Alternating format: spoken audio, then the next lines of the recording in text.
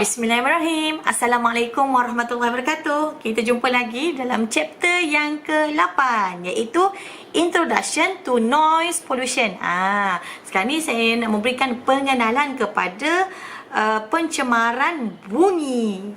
Okey, daripada saya Dr. Nurhuda Minta Abdullah, chapter yang ke-8.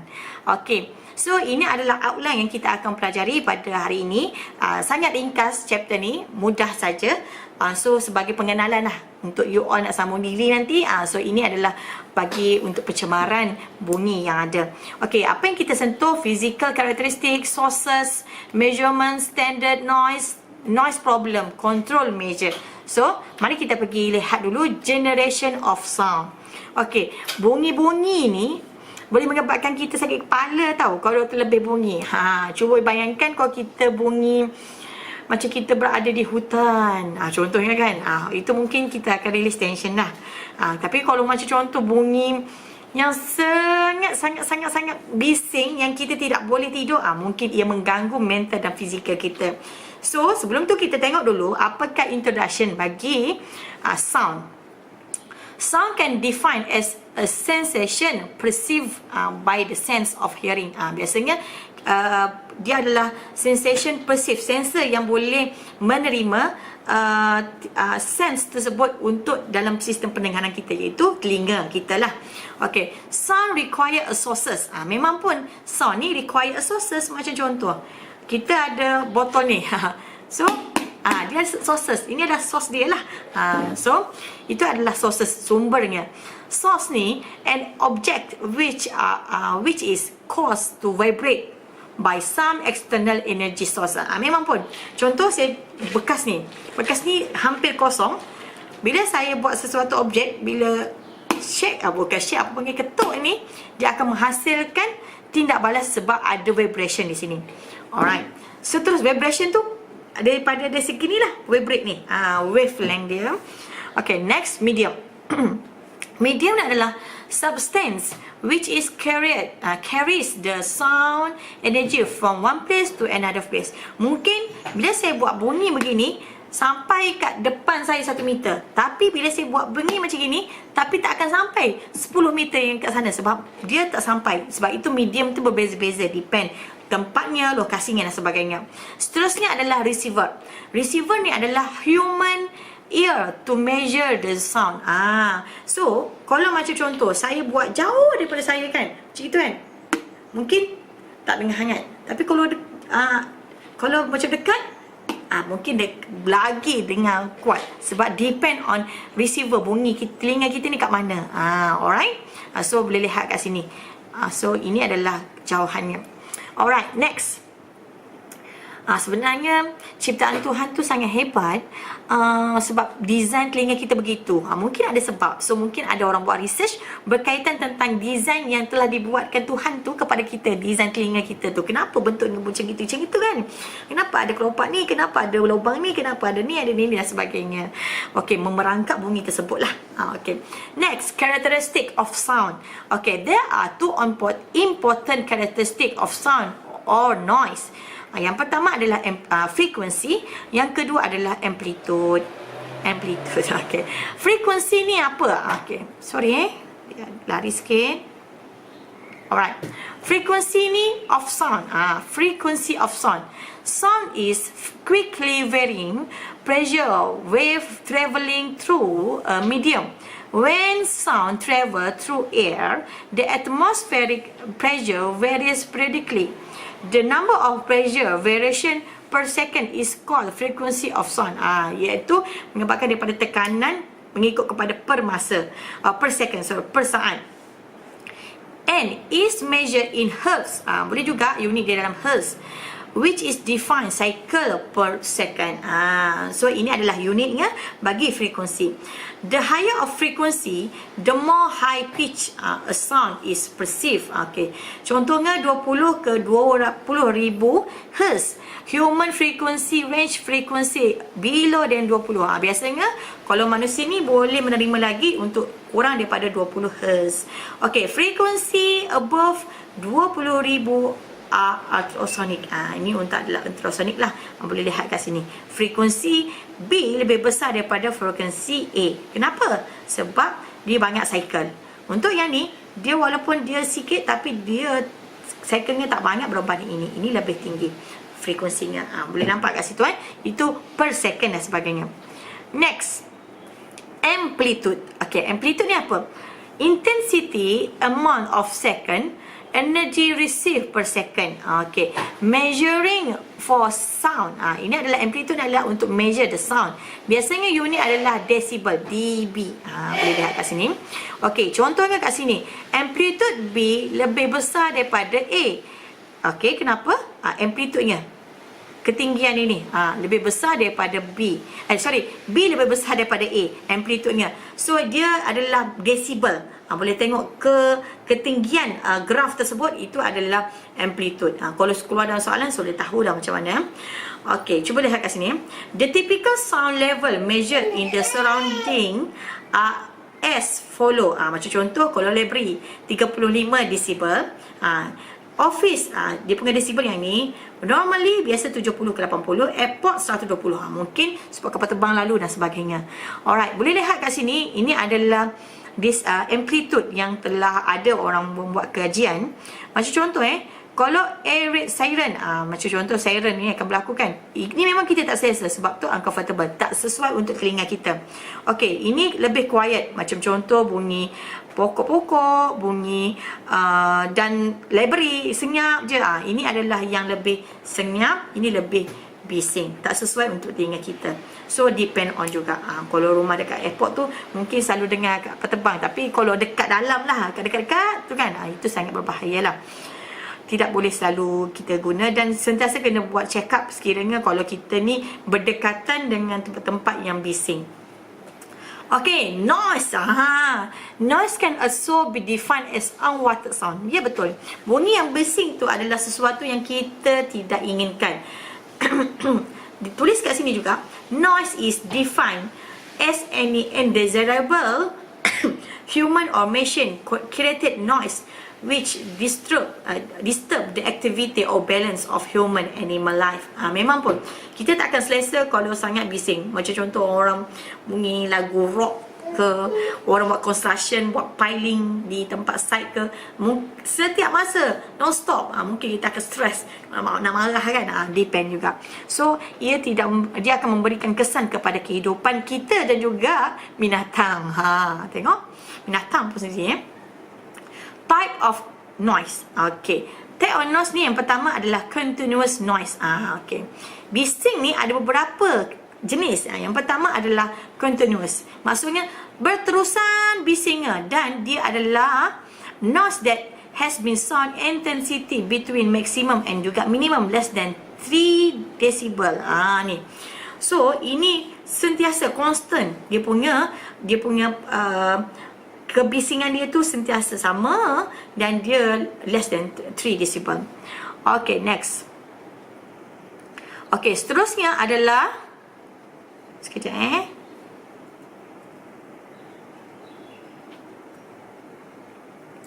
ni continuous. Okay, sekarang fluctuation noise. Dia naik dan turun.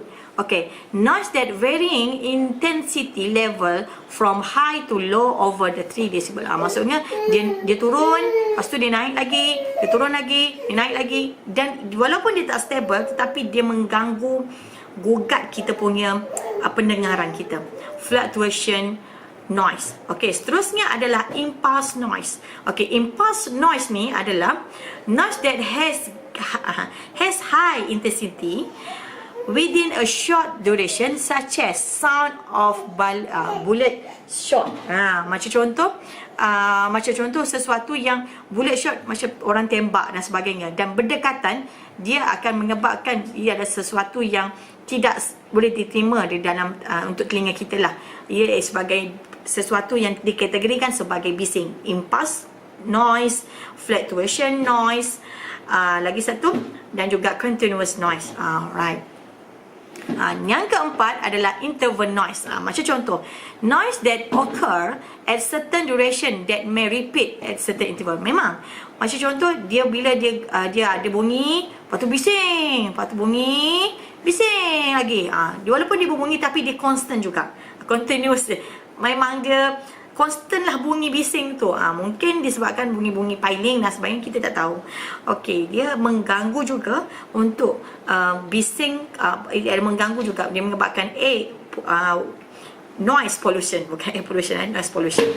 Okey, source of noise pollution ni, dia ada beberapa kategorinya.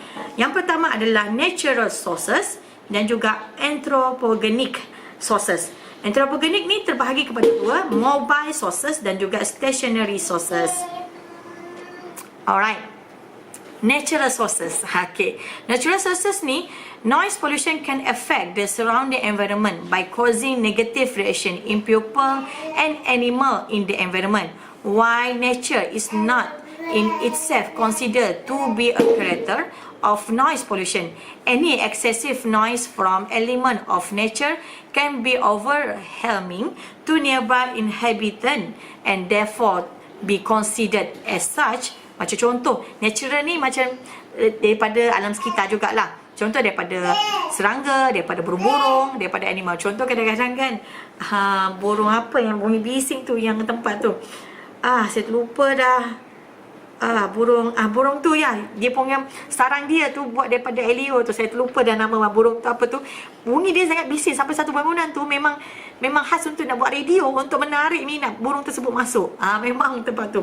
Tapi nasiblah siapa yang berdekatan dengan bangunan tersebut lah, pembiakan bagi burung tersebut. Seterusnya, yang keempat adalah daripada contoh kilat dan sebagainya, guru, storm and high wind, sound of wave. Contoh sound of wave, bunyi angin yang kuat. Itu juga dia mengganggu, tetapi bukan selalu kan, depend on juga. Next adalah anthropogenic sources. Sekarang nampak dengar bunyi apa? Seronok ke bunyi itu? hati tak tenang ni. Tapi tak apa, bunyi-bunyi macam tu biasa normal. Kita tak boleh senyap sangat sebab ia tidak ni contoh-contoh bunyi yang comel okey. Dia tidak mengganggu tetapi ia comel. So ini adalah yang kita belajar sekarang. Okey.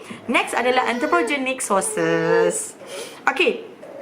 Anthropogenic sources ni adalah dia ada beberapa kategori. Contohnya daripada road traffic noise, aircraft noise, daripada contoh tempat yang TLDM, TUDM, tentu udara Malaysia tu kan. So military, dan ini menggunakan tempat untuk yang aircraft noise juga sebab dia bising, sebab kipas dia sangat kuat.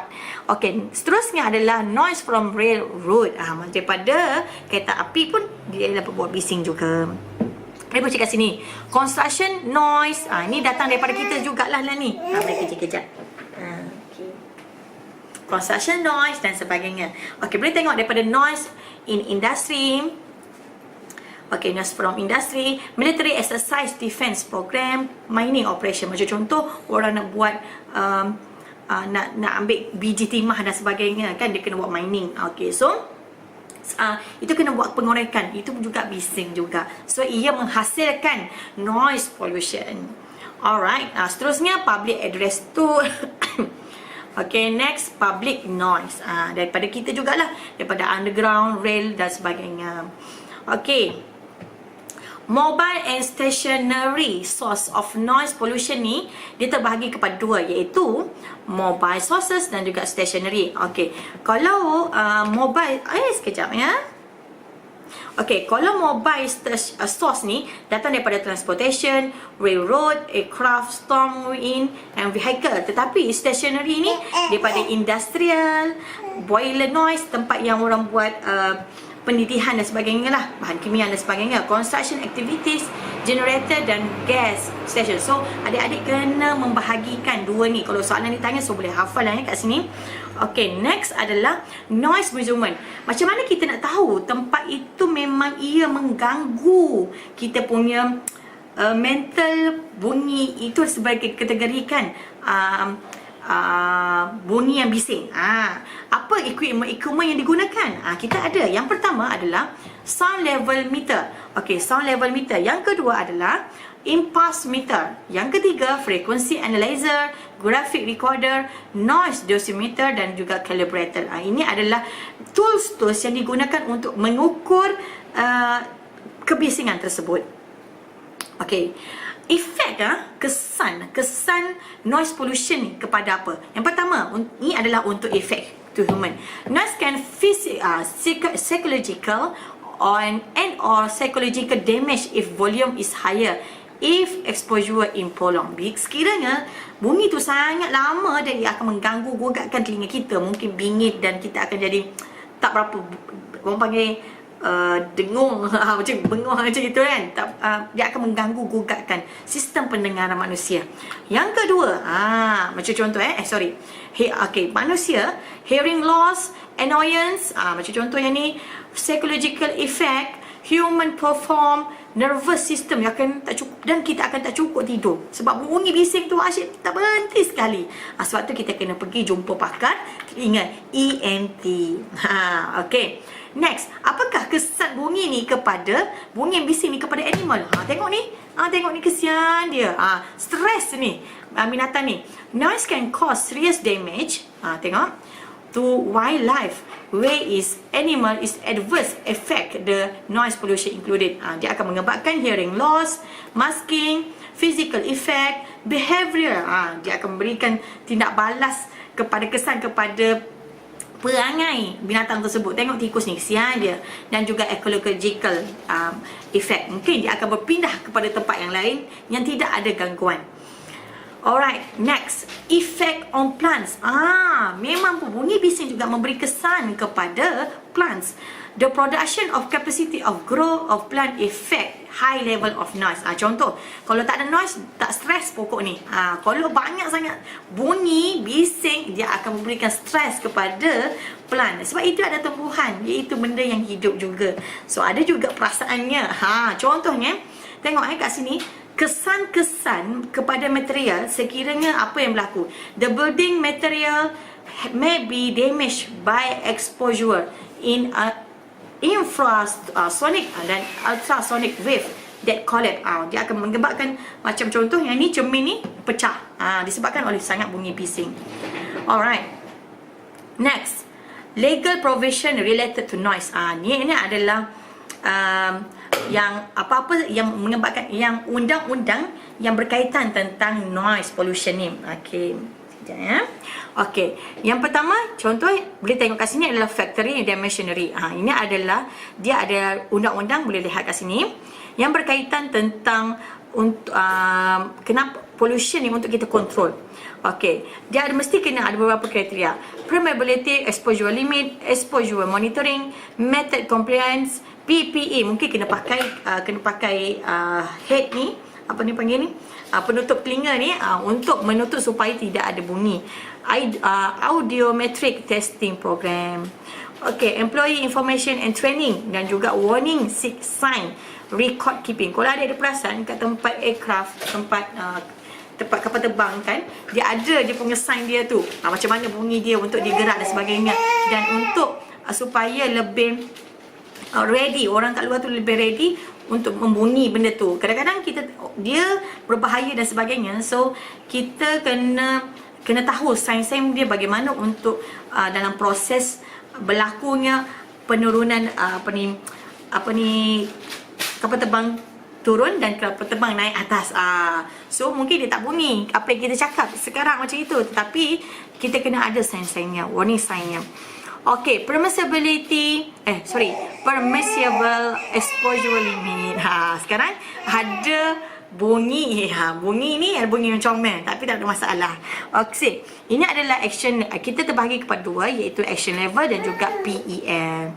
Okey, boleh lihat kat sini. Ini ada sebagai untuk pengetahuan saja. Okey, di dalam pencemaran bunyi ni, dia ada beberapa pekerjaan yang berisiko. Okey, pekerjaan berisiko menyebabkan hasil daripada bunyi. Yang pertama adalah mining. Yang kedua adalah quarrying. Yang ketiga adalah construction. Mungkin you all akan kerja as an engineer, pergi kat construction, bunyi piling dan sebagainya tu, semua memang bising lah. Okay, yang seterusnya, yang keempat adalah manufacturing. Yang kelima, textile dan sebagainya. Ini adalah tempat yang berbahaya dan ia mengganggu, dia ada kesan kepada kita juga. So, kita kena buat juga medical check up. Okay, dia akan memberi kesannya apa? Disturb emosi kita dan cepat marah. Bila bising, marah kita. Tapi kita kena kontrol lah. Dia akan menyebabkan communication problem. Sebab kita bising, tempat tu bising, kita nak bercakap dengan tim kita pun, ia akan mengganggu. Dan tinnitus, dan dia akan rasa bunyi tu sentiasa. Kita akan rasa benda tu secara psikologikal. Okay, psikologi pressure, ya betul, increase blood pressure. Ia akan menyebabkan blood pressure kita tinggi dan damage, loss and hearing. Alright. Next, macam mana kita nak control this problem? So, ini adik-adik boleh baca Okay, kita boleh engineering control, menggunakan apa-apa saja equipment untuk mengelakkan daripada supaya absorb bunyi tersebut. Yang seterusnya, administrative control, proper risk assessment before purchase noisy equipment. Okay, seterusnya adalah ni contohnya audiometric booth. Okay, kat booth kat sini boleh lihat ini adalah tempat untuk kita mengukur dan kita nak tahu kebisingan measure, kita nak measurekan audio. Sebab tu dalam contoh kat dalam booth ni dia ada untuk kita measurekan berapakah frekuensi, adakah ia selamat kepada kita atau tidak. Dan ini adalah printernya dan juga ini adalah audiometernya untuk mengukur tahap frekuensi dan juga dia punya amplitude-nya. Okey? Adik-adik boleh tengok video ini. Video ini berkaitan tentang noise pollution. So, boleh lihat daripada sini. Okay guys, itu saja daripada saya. Kita jumpa lagi untuk next chapter. Bye!